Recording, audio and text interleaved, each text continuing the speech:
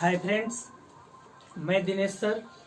आज हम लोग पढ़ने वाले हैं एक बच्चा माँ के गर्भ में किस प्रकार रहता है, किस अवस्था में रहता है, माँ के गर्भ से वह कौन सी संरचना निकली होती है जो उस शिशु को, उस भ्रूण को पोषण प्रदान करती है, तथा जो गर्भधारण काल है इसका निश्चित समय क्या होता है।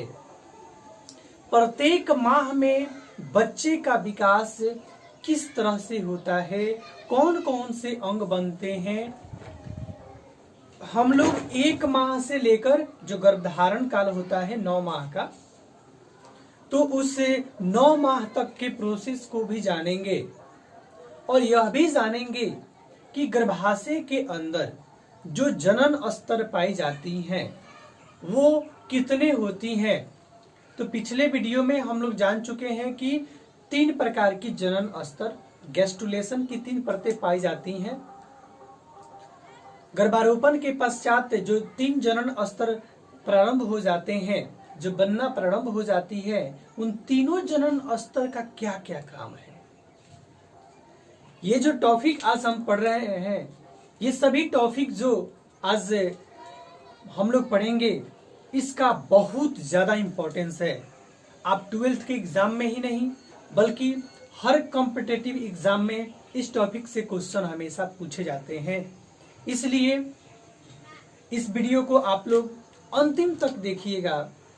इसमें जो भी बातें बताई जाएंगी उसको एकदम याद ही कर जाना है। हर एग्जाम के लिए यह टॉपिक इंपॉर्टेंट है।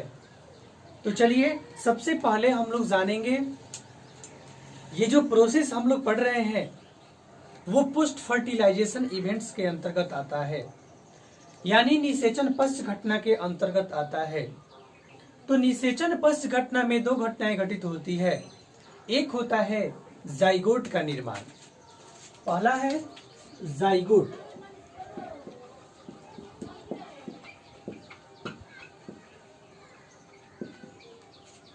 तो जाइगोट किसे कहते हैं? देखिए, नर युग्मक और मादा युग्मक संलयन करने के पश्चात द्विगुणित जाइगोट का निर्माण करते हैं। नर युग्मक और मादा युग्मक अर्थात शुक्राणु और अंडाणु संलयन करके जाइगोट बनाते हैं और यह जाइगोट डिप्लॉयड होता है, यानी ट्वेन के रूप में होता है, अर्थात यह द्विगुणित होता है। फिर दूसरा प्रोसेस हम लोगों को पढ़ना है इसके अंतर्गत भ्रूणोद्भव। तो फिर भ्रूणोद्भव यानी भ्रूण का निर्माण कैसे होता है। भ्रूण बनने की प्रक्रिया ही भ्रूणोद्भव है। तो भ्रूण कब बनता है? तो जाइगोट विकसित होकर भ्रूण बनाता है। जाइगोट विकसित होकर भ्रूण बनाता है और जाइगोट के बनने के पश्चात 7वें दिन यह भ्रूण जो है गर्भाशय के एंडोमेट्रियम की दीवार से अटैच हो जाता है। जो प्रोजेस्टेरॉन जो हार्मोन्स हैं, जो कर्पस ल्यूटियम के द्वारा स्रावित होते हैं, वह उसी के द्वारा ये गर्भारोपण की प्रक्रिया होती है। तो चलिए, हम लोगों ने पिछले क्लास में पढ़ा है कि गैस्ट्रुलेशन की 3 परतें पाई जाती हैं। मादा शरीर में 3 प्रकार की जनन स्तर पाई जाती हैं। उन तीनों जनन स्तर का हम लोग कार्य जानेंगे कि उसका मुख्य कार्य क्या है। तो देखिए, सबसे पहला जनन स्तर है एक्टोडर्म।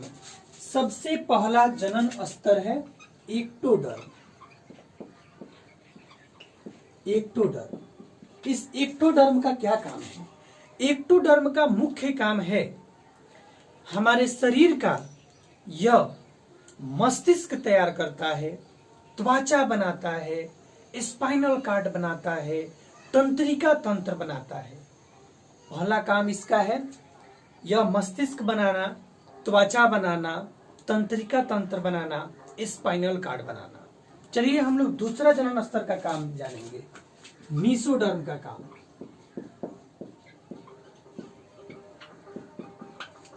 मीसोडर्म का क्या काम है? तो मेसोडर्म का काम है हृदय बनाना, मांसपेशी बनाना, रुधिर वाहिनी बनाना, ब्रीक बनाना और जनन तंत्र बनाना, ये सभी काम मेसोडर्म करता है। उसके बाद तीसरा है एंडोडर्म।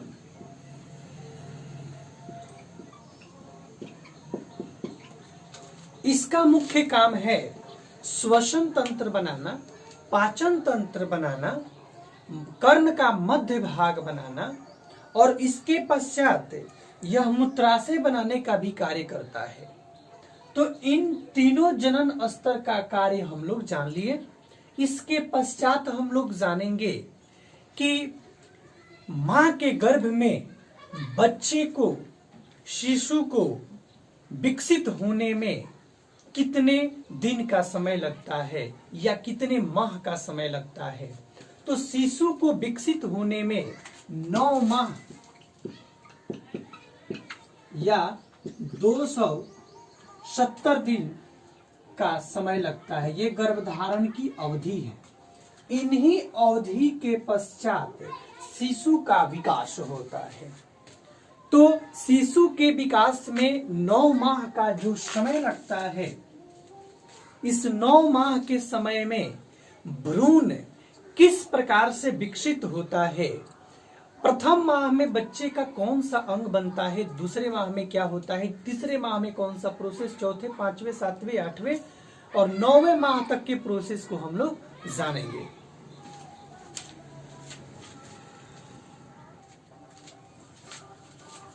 तो देखिए, बच्चे का जो 9 माह में पूर्ण शरीर जो बन जाता है, उसका प्रोसेस हम लोग जानेंगे। तो प्रथम माह में कौन सा प्रोसेस होता है, उस भ्रूण की लंबाई कितनी होती है। तो देखिए, प्रथम माह में सबसे पहले भ्रूण की जो लंबाई होती है 1 सेंटीमीटर होती है, 1 सेंटीमीटर होती है। और इस माह में सबसे पहले बच्चे का हृदय तैयार होता है। सबसे पहले बच्चे का हृदय तैयार होता है और हृदय तैयार होने के पश्चात फेफड़ा और भी सभी अंग धीरे धीरे विकास करना शुरू कर देते हैं। जो दूसरा महीना आता है, तो दूसरे माह में इसकी लंबाई हो जाती है 2 सेंटीमीटर। इससे दूसरे माह के अंत तक बच्चे का जो हृदय की धड़कन है, जो नेत्र है, उंगली जो है, यह शरीर में धीरे धीरे इसका विकास शुरू हो जाता है। तीसरे माह का जो समय आता है, इसमें बच्चे का जो भ्रूण है उसकी लंबाई 7 से 8 सेंटीमीटर हो जाती है। इस माह के लास्ट तक बच्चे के शरीर में जनन अंग, हाथ पैर की उंगली बनना, हाथ पैर बनना, उसकी उंगली बनना शुरू हो जाता है। चौथे माह में बच्चे के जो भ्रूण है उसकी लंबाई लगभग 20 सेंटीमीटर हो जाती है और इसके अंत तक सभी हाथ पैर पूर्ण रूप से और भी सभी अंग बनना शुरू हो जाते हैं। और जब 5वें माह का समय आता है, इस माह में बच्चे की जो लंबाई होती है वह 25 से 30 सेंटीमीटर हो जाती है और इस 5वें माह में बच्चा माँ के गर्भ में मूव करना शुरू कर देता है, घूमना शुरू कर देता है। अब देखिए, जो छठा माह है, उस छठे माह में बच्चे के जो लंबाई है वह 35 सेंटीमीटर लगभग हो जाता है। 35 सेंटीमीटर लंबाई का हो जाता है और इसमें नेत्र बनना शुरू हो जाता है और शरीर पर बाल आने शुरू हो जाते हैं। और 7वें माह में इसकी लंबाई 40 सेंटीमीटर हो जाती है और 7वें माह में बच्चे की पलक खुलने लगती है और वह माँ के गर्भ में ही जो मूव करना शुरू कर देता है और अंगूठा चूसना शुरू कर देता है। 8वें माह में इसकी लंबाई जो है 45 सेंटीमीटर हो जाती है और यह मूव करना उतना मूव नहीं कर पाता है, क्योंकि इसको स्पेस नहीं मिल पाता है। हाथ और पैर ही सिर्फ ये हिला पाता है। और 8वें माह के लास्ट तक बच्चे का जो सिर है वह उदर के नीचे, माँ के उदर के नीचे चला आता है और पैर ऊपर हो जाता है। और देखिए 9वें माह में इसकी लंबाई 45 से 50 सेंटीमीटर हो जाती है और इस माह में पूर्ण रूप से सभी अंगों का, मस्तिष्क का, फेफड़े का पूर्ण विकास हो जाता है। और इस अवस्था में जो बच्चा है वह हर 8वें और 9वें माह में बच्चा रोने की प्रक्रिया, सोने की प्रक्रिया का एक रूटीन बना लेता है और उस तरह से सोता है। और रोने की प्रक्रिया, चाहे और भी वातावरण में ऐसे आवाज जो है, इस तरह की कोई भी साउंड जो भी होता है उसको अनुभव कर सकता है, सुन सकता है, महसूस कर सकता है। और 7वें, 8वें और 9वें माह का जो प्रोसेस होता है, इसमें प्रेगनेंसी महिला को कोई भी भारी वस्तु नहीं उठाना चाहिए, क्योंकि अगर भारी वस्तु वह उठाती है तो जो प्लेसेंटा होता है और जो द्रव होते हैं उसमें वो नष्ट हो जाते हैं, जिसके कारण बच्चा और माँ दोनों को खतरा हो सकता है। इसलिए गर्भवती जो महिला है उसको 7वें, 8वें और 9वें माह में बहुत सावधानी बरतनी होती है। कोई भी भारी वजन नहीं उठाना पड़ता है, नहीं उठाना होता है उसको। अगर इस तरह का भारी वजन अगर कोई महिला उठाती है तो बहुत तरह की परेशानियां हो जाएंगी, इसलिए उसे मना कर देना चाहिए कि भारी वजन वो न उठाए। देखिए इसके बाद हम लोग जानेंगे कि बच्चे को माँ के गर्भ में उसको पोषण कैसे प्राप्त होता है। तो देखिए यह फिगर मैं यहाँ बनाया हूँ, यह जो है, ये जो आप फिगर देख रहे हो, यह फिगर जो उल्टा बन गया है, आपको अपनी कॉपी को उलट करके बनाइएगा और ये जो सिर होगा वो नीचे होगा। जो मैं नीचे वाला भाग है उसको मैं ऊपर बनाया हूँ, ऊपर वाले भाग को मैं नीचे बना दिया हूँ। आप अपनी कॉपी में उसको उलट करके बना लीजिएगा या कॉपी ही उलट कर बना लीजिएगा, सीधा बन जाएगा, है ना। तो इस अवस्था में देखिए माँ के गर्भाशय से, माँ के जो गर्भाशय है उस गर्भाशय से जो गैस्ट्रुला है वही गैस्ट्रुला विकसित होता है और एक नली बच्चे के नाभि से जुड़ जाता है। वही नली जो होता है वह प्लेसेंटा होता है। इसको गर्भनाल भी कहा जाता है। इस प्लेसेंटा को गर्भनाल कहा जाता है। यही जो गर्भनाल है, इसी गर्भनाल के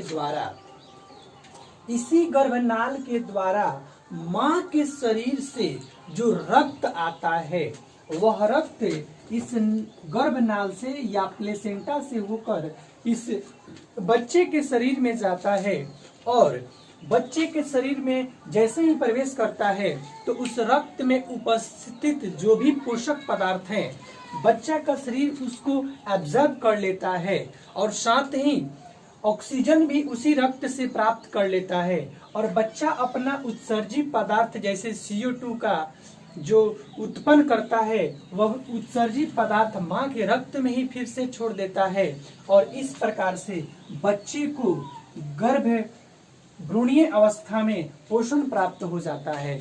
तो क्वेश्चन पूछा जाए कि बताइए माँ के गर्भ से वह कौन सी नली जुड़ी रहती है जिससे बच्चे को पोषण प्रदान होता है, तो वह है गर्भनाल यानी प्लेसेंटा। प्लेसेंटा के द्वारा ही इस बच्चे को पोषण प्राप्त होती है और उस पोषण से इस बच्चे का शरीर जो है वृद्धि विकास करता है, सभी अंग बनने में वह पोषक पदार्थ सहायता करते हैं। चलिए यह प्लेसेंटा और इसका क्या काम है, गर्भनाल का और क्या काम है, तो गर्भनाल का और भी काम है कि जब गर्भधारण की अवधि समाप्त होती है उसके पश्चात यानी 9वें माह में इस प्लेसेंटा के द्वारा बहुत से प्रमुख हार्मोन का स्राव होता है जो इस बच्चे के प्रसव में यानी इस बच्चे के जन्म लेने में सहायता करती है। वह हार्मोन है oxytocin hormone, relaxin hormone, progesterone hormone, estrogen hormone, HCG hormone, human chorionic gonadotropin hormone जो होता है वो HCG हार्मोन होता है और HPL ह्यूमन प्लेसेंटा लैक्टेशन, ये जो हार्मोन होता है ये सभी प्लेसेंटा के द्वारा, गर्भनाल के द्वारा स्रावित होता है, जो बच्चे के जन्म में, बच्चे के प्रसव में सहायता करने का काम करता है। इसके पश्चात हम लोग जानेंगे लैक्टेशन क्या होता है। पहले हम लोग जान लें ये प्रसव क्या होता है। देखिए प्रसव किसे कहते हैं। प्रसव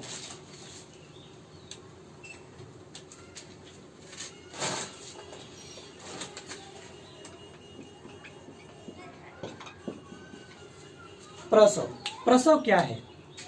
गर्भधारण की अवधि समाप्त होने के पश्चात बच्चे को जन्म लेने का जो प्रोसेस होता है, मां के गर्भ से बच्चे का बाहर निकलना ही प्रसव कहलाता है। प्रसव में कौन कौन से हार्मोन स्रावित होते हैं, ये बहुत ही इंपॉर्टेंट क्वेश्चन है। कौन कौन से हार्मोन सहायक होते हैं प्रसव में? तो relaxin hormone, oxytocin hormone, progesterone hormone, estrogen hormone, HCG hormone और HPL हार्मोन। ये सभी हार्मोन्स जो होते हैं बच्चे के प्रसव में सहायता करते हैं। इसके पश्चात हम लोग देखेंगे लैक्टेशन। लैक्टेशन क्या होता है?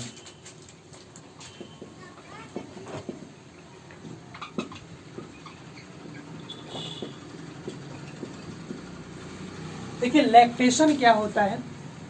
बच्चे के प्रसव के बाद मां के स्तन ग्रंथियों से जो गाढ़ा पीला दुग्ध का स्राव जो होता है वही लैक्टेशन कहलाता है।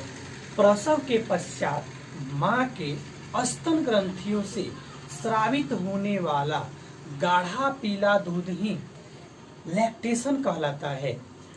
यह दूध मां के जो स्तन ग्रंथियों से स्रावित होता है वह बच्चों के लिए बहुत बहुत इंपॉर्टेंट होता है, क्योंकि इस गाढ़े पीले दूध में कोलेस्ट्रॉल की मात्रा होती है जो बच्चे के शरीर में खनिज लवण, प्रोटीन, बहुत सारे पोषक पदार्थों को प्रदान करता है।